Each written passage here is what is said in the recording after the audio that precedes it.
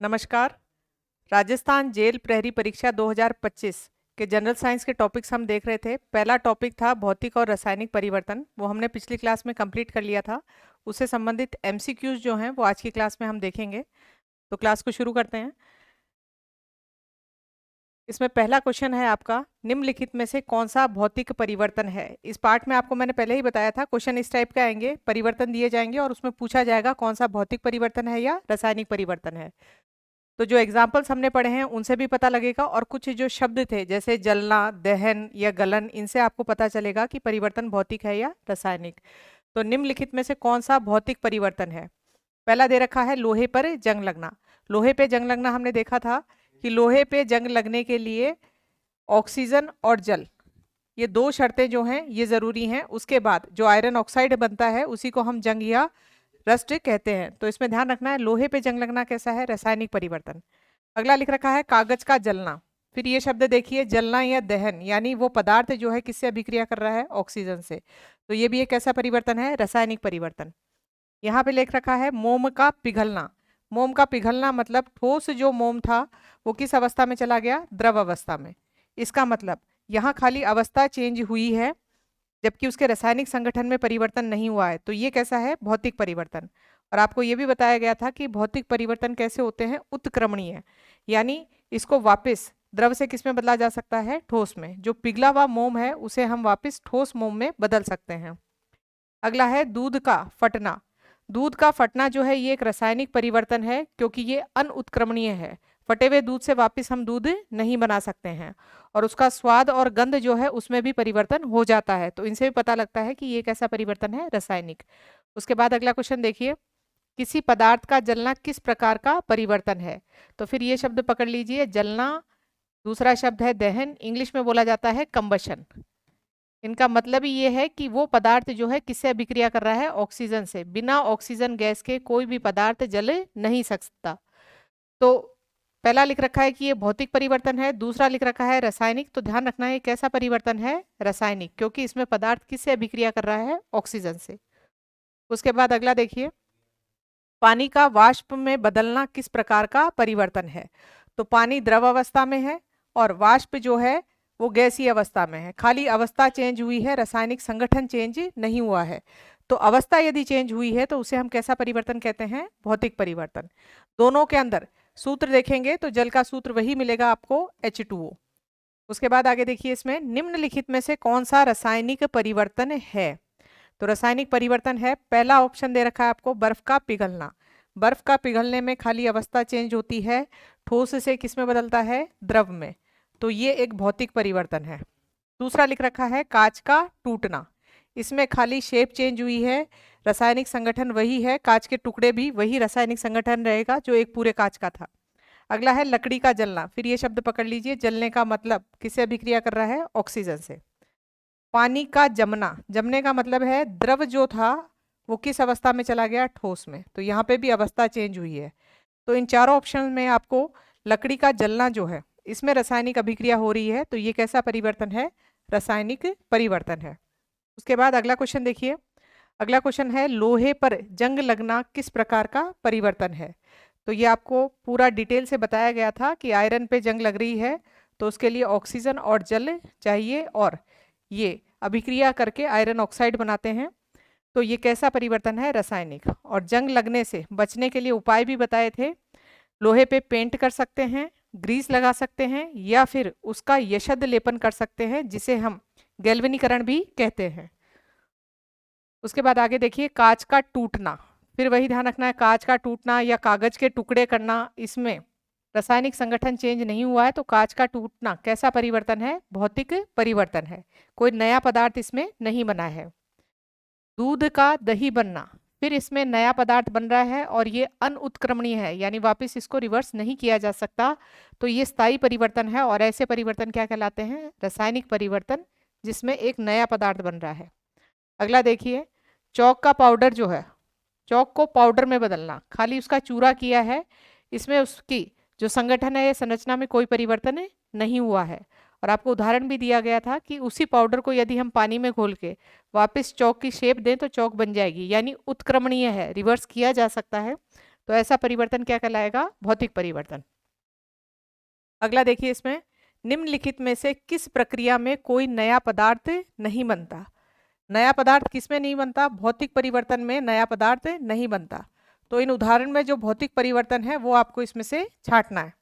तो पहला दे रखा है लोहे पे जंग लगना। लोहे पे जंग लगना, जंग एक नया पदार्थ है, लोहा अलग चीज है और जंग अलग चीज है। आयरन का जो ऑक्साइड है उसे हम जंग बोलते हैं।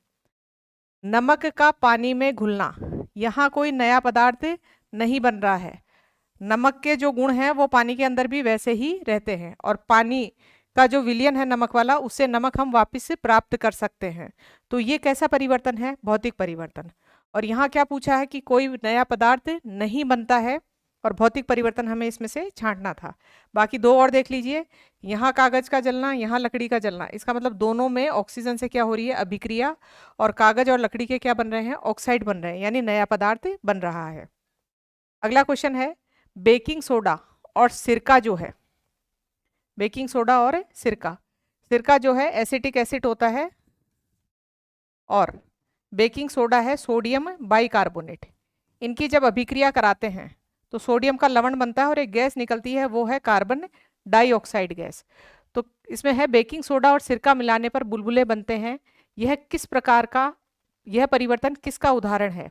तो इसमें ध्यान रखना है, नया पदार्थ बन रहा है, सोडियम के लवण, कार्बन डाइऑक्साइड और जल बन रहा है।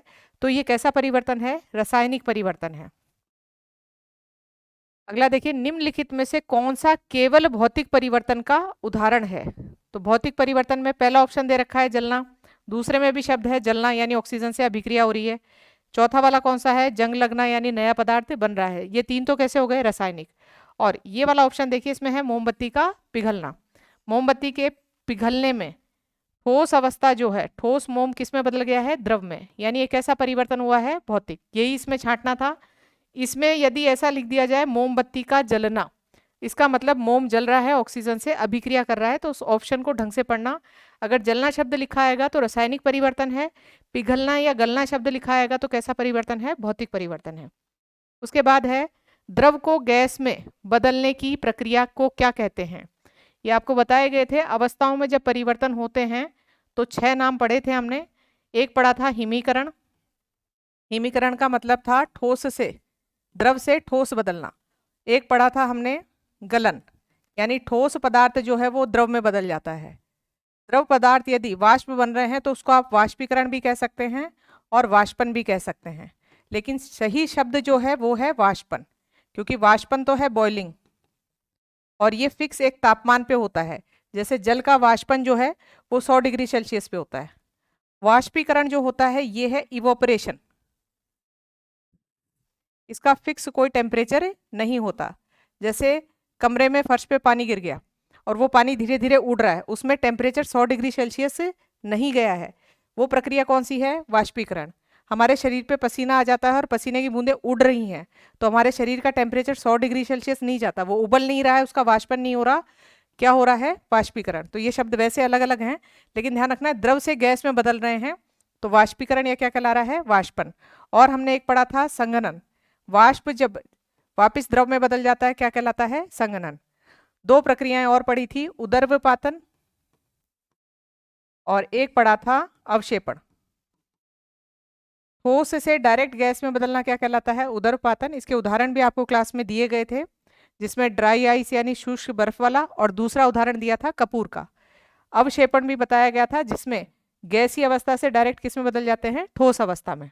अब यहाँ देखिए, द्रव को गैस में बदलने की प्रक्रिया, तो द्रव को गैस में बदलने की प्रक्रिया जो है वो क्या कहलाती है? वाष्पीकरण। अगला है, निम्नलिखित में से कौन सा परिवर्तन अपूर्णतः प्रतिवर्ती यानी इरिवर्सिबल है? इरिवर्सिबल का मतलब अनुत्क्रमणीय, यानी वापस उसको चेंज नहीं किया जा सकता, रिवर्स नहीं हो सकता। तो देखिए इसमें, यानी आपको कौन सा परिवर्तन, इरिवर्सिबल कौन से होते हैं? रासायनिक परिवर्तन होते हैं। तो इन उदाहरण में आपको रासायनिक परिवर्तन ढूंढना है। तो पहला ऑप्शन दे रखा है कागज का फटना, कागज के टुकड़े किए हैं, कैसा परिवर्तन है? भौतिक। कागज का जलना तो रासायनिक, लेकिन टुकड़े कैसा होगा? भौतिक। हमें ढूंढना इसमें से रासायनिक परिवर्तन है। पानी का बर्फ में बदलना, फिर अवस्था चेंज हो रही है, द्रव अवस्था से किस में बदला है? ठोस में। तो ये परिवर्तन भी कैसा है? ये भी भौतिक है, और ये परिवर्तन भी कैसा है? भौतिक है। अगला देखिए, मोम का पिघलना। पिघलने का मतलब ठोस जो मोम था वो किस में बदल गया, द्रव में। ये भी कैसा है, भौतिक है। दूध का फटना, ये नया पदार्थ बन चुका है और इसको रिवर्स नहीं कर सकते, वापस इससे दूध नहीं बनाया जा सकता। तो ये रासायनिक परिवर्तन है, और रासायनिक हमें छांटना था कि जो कैसा हो, प्रतिवर्ती, अपूर्णतः प्रतिवर्ती यानी इरिवर्सिबल हो, जिसको रिवर्स नहीं किया जा सकता। अगला क्वेश्चन देखिए, निम्नलिखित में से कौन सा परिवर्तन रासायनिक परिवर्तन नहीं है। एक तो ध्यान रखिए, ऐसे क्वेश्चन आते हैं उनको आप जल्दबाजी में ये नहीं भूल जाते हैं, तो नहीं वाले क्वेश्चन में पहले यहाँ गोला कर लीजिए कि कौन सा परिवर्तन रासायनिक नहीं है। इसका मतलब आपको ये ढूंढना है कि कौन सा परिवर्तन भौतिक परिवर्तन है, ये ढूंढना है। तो सबसे पहला है दूध का खट्टा होना। तो आपको बताया था रासायनिक परिवर्तन की पहचान है, या तो गंध में चेंज होगा, स्वाद में चेंज हो सकता है, कलर में चेंज हो सकता है। तो दूध का खट्टा होना यानी स्वाद में चेंज हो रहा है, कैसा परिवर्तन है, रासायनिक। लकड़ी का जलना, फिर ऑक्सीजन से अभिक्रिया कर रहा है, रासायनिक। फल का सड़ना, इसमें गंध में चेंज हो जाता है, कैसा परिवर्तन है, रासायनिक। अब बचा कौन सा, कांच के टुकड़े होना। ये जो टुकड़े होना है, शेप चेंज हो रही है खाली, ये कैसा परिवर्तन है, भौतिक। और हमें इसमें ढूंढना कौन सा था, भौतिक। तो नहीं वाले क्वेश्चन का थोड़ा ध्यान रखिए, बाद में पता चलता है आप गलत कराए क्वेश्चन। उसके बाद में देखिए, चांदी का काला पड़ना किस प्रकार का परिवर्तन है। चांदी जो है इसका संकेत होता है Ag, और हमारे वायुमंडल में एक गैस हाइड्रोजन सल्फाइड, इसकी उपस्थिति के कारण जो है चांदी इससे अभिक्रिया कर जाती है, और अभिक्रिया में जो बनता है वो है सिल्वर सल्फाइड। और ये सिल्वर सल्फाइड की जो लेयर होती है ये काले रंग की होती है। इसीलिए आप देखते होंगे कि चांदी के आभूषण जो हैं वो थोड़े ऊपर से उसके ऊपर काले रंग की परत आ जाती है। अब यहाँ आपने देखा एक नया पदार्थ बना है, तो नया पदार्थ बनना कैसी अभिक्रिया है, यह कैसा परिवर्तन है, रासायनिक परिवर्तन। तो चांदी का काला पड़ना क्या कहलाता है, रासायनिक परिवर्तन। जिस तरीके से लोहे के ऊपर भूरे रंग की परत जम जाती है, लाल भूरे रंग की जंग लगती है, उसी तरीके से चांदी के ऊपर काले रंग की परत जमती है। इस तरीके से धातुओं पे ऊपर की परत खराब होना कहलाता है संक्षारण, इंग्लिश में इसे बोलते हैं कोरोजन। लेकिन लोहे के लिए थोड़ा स्पेशल नाम दे रखा है, लोहे की ऊपर की परत खराब होती है तो उसे बोलते हैं जंग, या इंग्लिश में बोला जाता है रस्टिंग। तो इसमें ध्यान रखिए, चांदी का काला पड़ना कैसा परिवर्तन है, रासायनिक। ये क्वेश्चन भी एग्जाम में पूछा जाता है कि चांदी की परत जो है, काली परत, किस गैस की उपस्थिति के कारण होती है। तो वायुमंडल में कौन सी गैस, हाइड्रोजन सल्फाइड की उपस्थिति के कारण चांदी के आभूषण जो हैं काले पड़ते हैं। अगला क्वेश्चन देखिए, किस प्रक्रिया में एक नया पदार्थ बनता है। तो नया पदार्थ किस में बनता है, रासायनिक परिवर्तन में। इसका मतलब आपको इनमें से रासायनिक परिवर्तन ढूंढना है। पहला दिख रखा है बर्फ का पिघलना। तो ठोस बर्फ जो है वो किस में बदल गई, द्रव में। खाली अवस्था चेंज हुई है, ये परिवर्तन कैसा है, भौतिक। चीनी का पानी में घुलना, पानी में घुलने से चीनी का जो रासायनिक संगठन है वो चेंज नहीं रहता, वो चेंज नहीं होता है। चीनी के जो मूल गुण हैं वो वैसे ही रहते हैं, और पानी का जो घोल है उसमें से आप वापस चीनी प्राप्त कर सकते हो, यानी रिवर्सिबल है। इसका मतलब ये परिवर्तन कैसा है, भौतिक है। अगला क्वेश्चन देखिए, लोहे पर जंग लगना। लोहे पे जंग लगने में आपको पूरी अभिक्रिया बताई थी, यहाँ नया पदार्थ बन रहा है। जंग और लोहा अलग अलग चीज है, जंग लोहे का ऑक्साइड है। तो यही पूछा है कि नया पदार्थ बनता है, तो रासायनिक जो परिवर्तन है लोहे पे जंग लगना, इसमें नया पदार्थ बनता है। यहाँ देखिए, कागज का फटना, खाली टुकड़े किए हैं, नया पदार्थ नहीं बना है, तो ये भी कौन सा परिवर्तन है, भौतिक। अगर यहाँ शब्द जलना आ जाता तो यहाँ पे भी नया पदार्थ बन जाता। अगला है लकड़ी का जलना, फिर यही शब्द पकड़ लीजिए, जलने का मतलब किससे अभिक्रिया, ऑक्सीजन से। तो एक ऐसा परिवर्तन है, रासायनिक। उसके बाद है किस परिवर्तन में ऊर्जा जो है अवशोषित होती है। तो अवशोषित होती है ऊर्जा, उसमें देखिए ये लिख रखा है लकड़ी का जलना, जलाने पे आप देखते होगे ऊष्मा जो है अवशोषित नहीं उत्सर्जित होती है। लोहे पे जंग लगने पे कुछ ऊष्मा का पता नहीं है। दूध का दही में बनना, इनमें भी आप देखते हैं ऊष्मा जो है उत्सर्जित होती है। यहाँ यदि देखेंगे बर्फ किस में बदल रहा है, पानी में। तो बर्फ जब पानी में बदल रहा है तो वो ऊष्मा अवशोषित करता है और उसकी अवस्था चेंज होती है, ठोस से किस में, द्रव अवस्था में। अब ये ऊष्मा जो है खाली अवस्था को चेंज करती है। इसके लिए क्वेश्चन देखिए, जैसे बर्फ है 100 डिग्री सेल्सियस पे, और उसके लिए हमने एक ऊष्मा दी थोड़ी सी उसको, वो जल में परिवर्तित हो गई। जल का तापमान, सॉरी गलत बता दिया, ये बर्फ जो है वो है 0 डिग्री सेल्सियस पे, और उसको थोड़ी सी ऊष्मा दी, जल बना। जल जो है वो भी कितने पे है, 0 डिग्री सेल्सियस पे है। दोनों का तापमान समान है लेकिन अवस्था क्या हो चुकी है, चेंज हो चुकी है। अब जो ऊष्मा दी गई है उस ऊष्मा ने खाली इसकी अवस्था में चेंज किया है, लेकिन थर्मोमीटर पे वो ऊष्मा दिखाई नहीं दे रही। दोनों का तापमान कितना दिख रहा है, 0 डिग्री सेल्सियस। तो उस ऊष्मा को कहा जाता है गुप्त ऊष्मा, या इंग्लिश में इसे बोलते हैं लेटेंट हीट। गुप्त ऊष्मा सिर्फ अवस्था में परिवर्तन करती है, तापमान में परिवर्तन नहीं करती है। इसलिए आपसे यदि ये पूछा जाए कि बर्फ कितने डिग्री सेल्सियस पे जमती है, तो 0 पे, क्योंकि 0 डिग्री सेल्सियस वाला पानी है, इसमें से थोड़ी सी ऊष्मा बाहर निकाल दी जाए, गुप्त ऊष्मा, तो बर्फ बन जाएगी। और बर्फ को वो ऊष्मा दे दी जाए तो क्या बन जाएगा, जल। लेकिन दोनों काम होंगे कितने पे, 0 डिग्री सेल्सियस पे। तो बर्फ का जमना और बर्फ का गलना दोनों किस पे होते हैं, 0 पे। इसीलिए जल का हिमांक बिंदु और गलनांक बिंदु यदि पूछा जाए तो दोनों ही क्या आएंगे, 0 आएंगे। और इसी के साथ आगे आप दिमाग लगाइए कि पानी जो उबलता है कितने डिग्री सेल्सियस पे, 100 पे।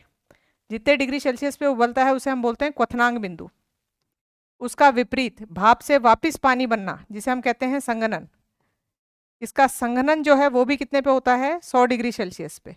यहाँ पे भी केस कौन सा आता है, गुप्त ऊष्मा वाला। तो ध्यान रखिए, इसमें ठोस से क्या बन रहा है, द्रव बन रहा है, अवस्था चेंज हो रही है तो उसमें कुछ ऊष्मा अवशोषित होती है और वो ऊष्मा है गुप्त ऊष्मा। तो क्वेश्चन पूछा है किस परिवर्तन में ऊष्मा अवशोषित होती है, तो पहला वाला ऑप्शन जो है बर्फ का पानी में बदलना। अगला है निम्नलिखित में से कौन सा उदाहरण भौतिक परिवर्तन का उदाहरण नहीं है। फिर इस नहीं को आप बोला कीजिए, यहाँ पे भौतिक परिवर्तन का उदाहरण नहीं है, इसका मतलब आपको रासायनिक परिवर्तन इसमें ढूंढना है। तो पहला है लोहे का पिघलना।